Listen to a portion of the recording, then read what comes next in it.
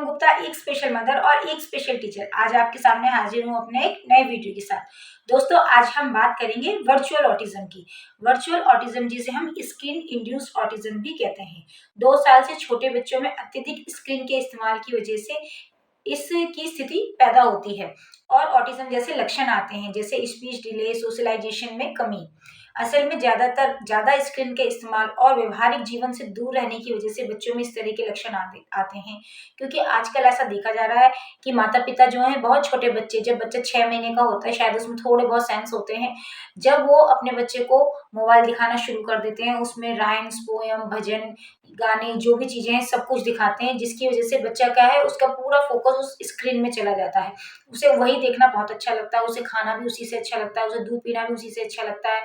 वो सारे काम मोबाइल को देखकर इजीली कर लेता है और पेरेंट्स भी देखते हैं कि अगर बच्चा बहुत आसानी से उस काम को मोबाइल के द्वारा कर रहा है तो वो भी बच्चे के हाथ में मोबाइल पकड़ा देते हैं और उसे खाना खिलाते रहते हैं। इसकी वजह से जरूर से ज्यादा स्क्रीन का इस्तेमाल करने की वजह से बच्चों में वर्चुअल ऑटिज्म की स्थिति पैदा हो जाती है।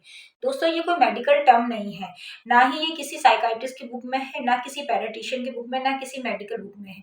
लेकिन जो वर्चुअल ऑटिज्म है आजकल बहुत ज्यादा देखा जा रहा है। अगर हम सोशल मीडिया की बात करें तो सोशल मीडिया में इसका सबसे ज्यादा जिक्र होता है कि वर्चुअल ऑटिज्म, क्योंकि बच्चों में ये स्थिति इतनी ज्यादा पैदा हो रही है कि बच्चों में जहाँ पे भी बच्चे इस तरह की स्थिति होती है और डॉक्टरों को दिखाया जाता है तो डॉक्टर उनको डायग्नोस कर देते हैं कि इनमें वर्चुअल ऑटिज्म की परेशानी है।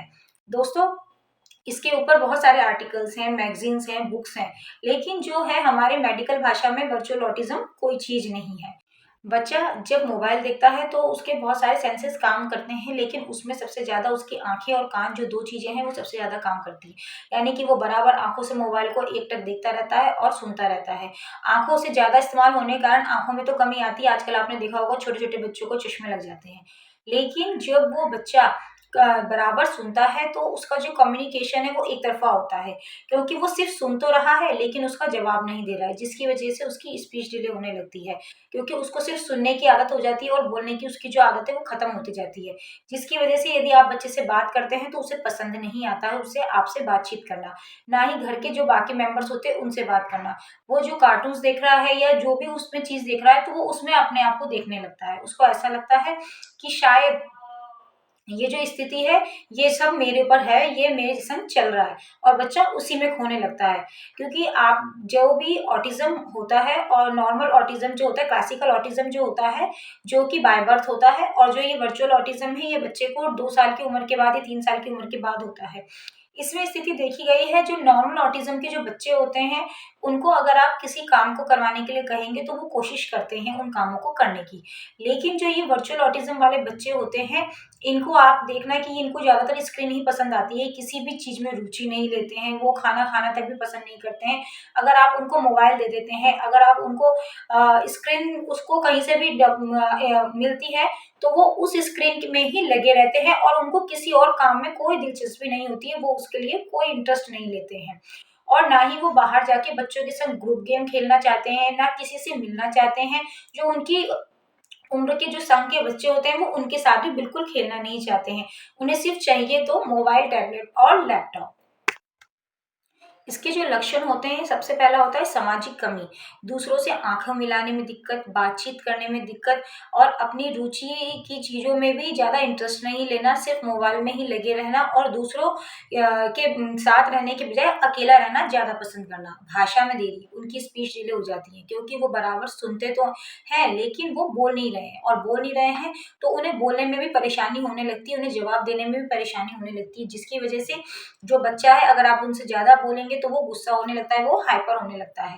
और दोहराव वाला स्वभाव, वो किसी भी चीज को बार बार दोहराते रहते हैं। अगर आप उसे बोलने के लिए बोल रहे हैं, हो सकता है वो मोबाइल में किसी चीज को सुन रहा है तो वो बार बार एक ही लाइन को बार बार दोहरा रहा है, ये बार बार हाथों को हिला रहा है, या किसी भी एक शब्द को या एक वर्ड को बोलता ही जा रहा है, बोलता ही जा रहा है, बोलता ही जा रहा है। और संवेदी सेंसरी जैसी परेशानियां, जैसे कि उन्हें तेज आवाज से, तेज रोशनी से बहुत ज्यादा परेशानी होती है, क्योंकि उन्हें अकेले में रहने की आदत होती है, बहुत ज्यादा तेज आवाज भी उन्हें अच्छी नहीं लगती है, और अगर तेज रोशनी हो तो वो उससे भी डरते हैं। और भावात्मक समस्याएं, इन बच्चों में भावात्मक समस्या भी बहुत ज़्यादा देखी जाती है, जैसे कि चिड़चिड़ापन, गुस्सा होना।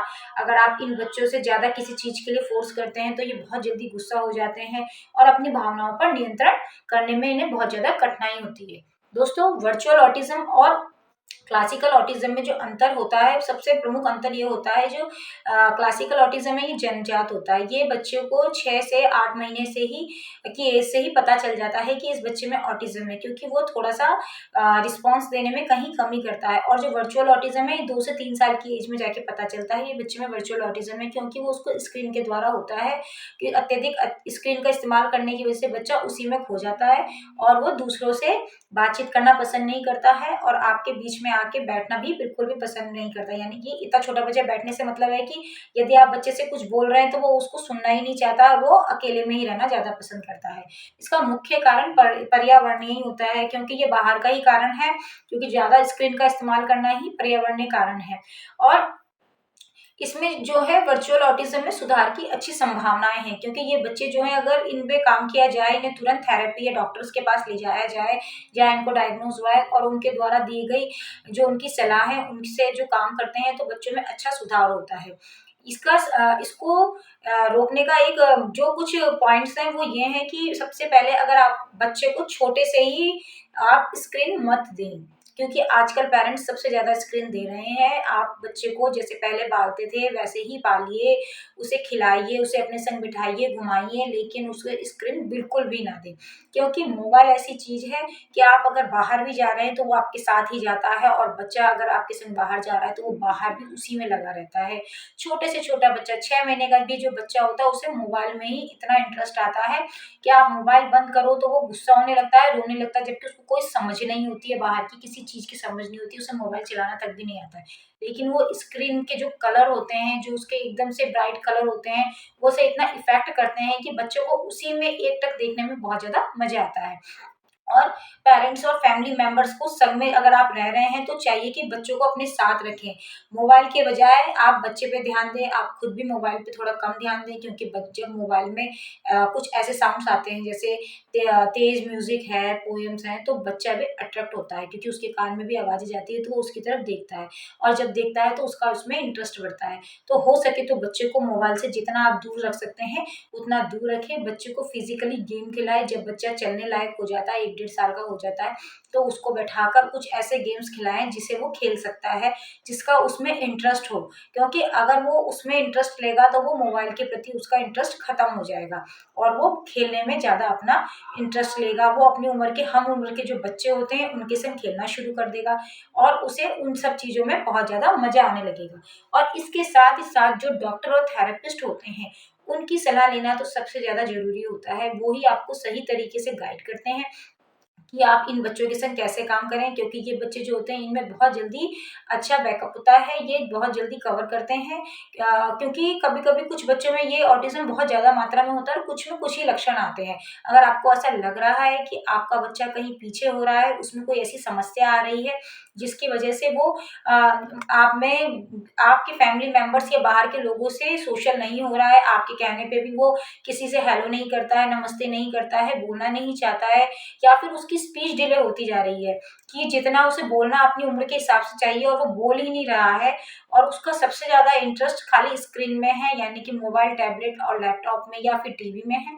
तो आप कोशिश करिए कि आप अपने बच्चे को उन सब चीज़ों से दूर रखिए, क्योंकि इन बच्चों को आप जितना ज़्यादा स्क्रीन से दूर रखेंगे, जितना ज़्यादा स्क्रीन का टाइम आप कम करेंगे, उतनी जल्दी इन बच्चों में ठीक होने की संभावनाएँ होती हैं। क्योंकि जो वर्चुअल ऑटिज़्म है ये बाद में होता है, ये बाय बर्थ नहीं होता है, तो इसके ठीक होने की संभावना बहुत ज़्यादा होती है। बस ज़्यादा ज़रूरत है तो आपके अवेयरनेस की। आजकल जो भी बाय बर्थ वाले ऑटिज़्म है वो तो कम ही होते हैं। ये वर्चुअल ऑटिज़्म की संख्या बहुत ज़्यादा है, क्योंकि जितने भी आप पेरेंट्स से बात करेंगे तो आपको यही पता चलेगा कि हमारा बच्चा 2 साल तक ठीक था, हमारा बच्चा 3 साल तक ठीक था, वो बोलता भी था, खाता भी था, लेकिन उसके बाद अचानक से उसमें कमी आने लगी, अचानक से उसने बोलना बंद कर दिया, वो इंटरेस्ट से खाना भी नहीं खाता है, वो किसी से मिलता नहीं है, ना ही उसे कुछ और खेलने में पसंद है। वो अकेला बैठा रहता है और अकेले में बैठे-बैठे क्या करता है, मोबाइल ही चलाता है। यदि आप उनसे मोबाइल ले रहे हैं तो वो चिड़चिड़े हो जा रहे हैं, गुस्सा कर रहे हैं और इसकी वजह से उनमें हीटिंग बिहेवियर भी आने लगता है। वो अपने आप को भी मारते हैं और संग में अगर कभी कभी ऐसा बिहेवियर है कि वो दूसरों को भी मारते हैं। तो ये सब चीजें इन बच्चों के लिए कहीं ना कहीं गलत होती हैं।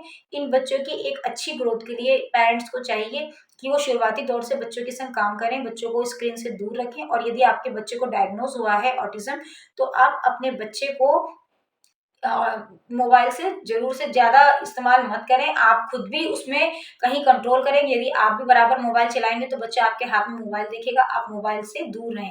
मैंने पहले भी अपने वीडियोज़ में बताया है, जब मैंने अपने बेटे को एम्स में दिखाया था तो वहाँ की जो साइकोलॉजिस्ट थी उन्होंने मुझे यही सजेस्ट किया था कि इन बच्चों को मोबाइल से सबसे ज़्यादा दूर रखना चाहिए। ये बच्चे जो होते हैं, इनमें से जो मोबाइल में से जो रेंज भी निकलती है वो भी इन बच्चों के लिए इफ़ेक्टिव होती है और स्क्रीन तो इनके लिए इफ़ेक्टिव होती ही है।